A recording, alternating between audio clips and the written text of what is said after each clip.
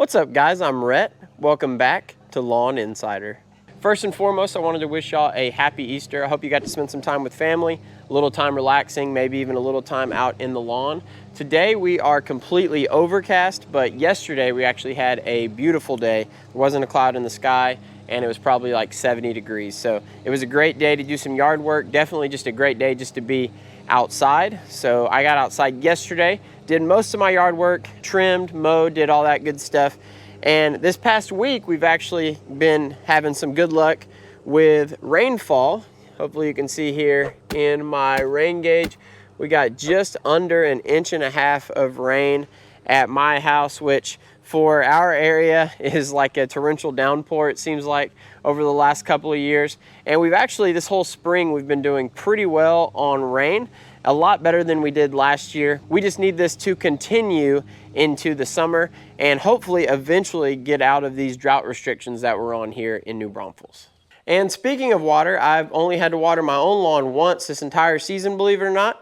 And my sprinkler control over here has been set to off for probably over a month at this point. So like we mentioned, hopefully that is a trend that we can get to continue, because I definitely love the rain. So when I was actually looking at the forecast this past week, I knew that we had a pretty good chance at the end of the week for rain. So I did get out on Wednesday after a mow and put out a light application, a light coat of some Flagship. This is just a bag that I had left over in my garage. I do have some Flagship Double Dark Stress Blend, and then a full bag of Green Tracks, which is a fertilizer that I picked up from Ewing, all in my garage right now. So I am planning on just using what I have, basically.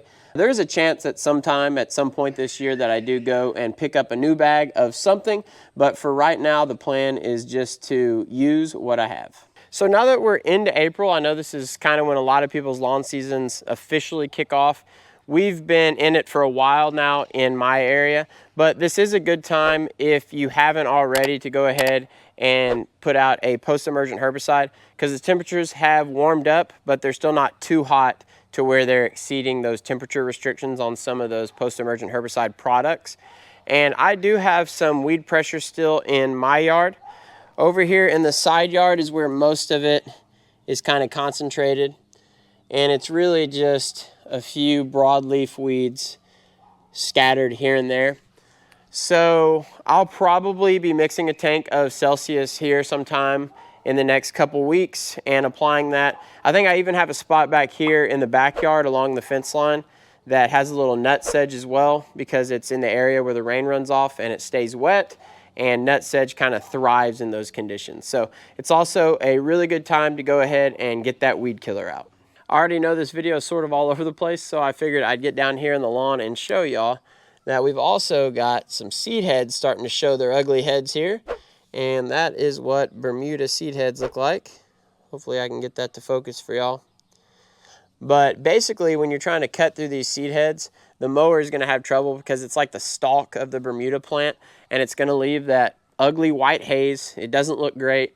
And it's nothing that you really have to worry about. It just means that something is stressing out the lawn in that particular area.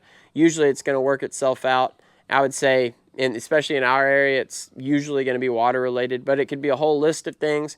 But yeah, when you get those, it's nothing to be alarmed about. It's not a weed.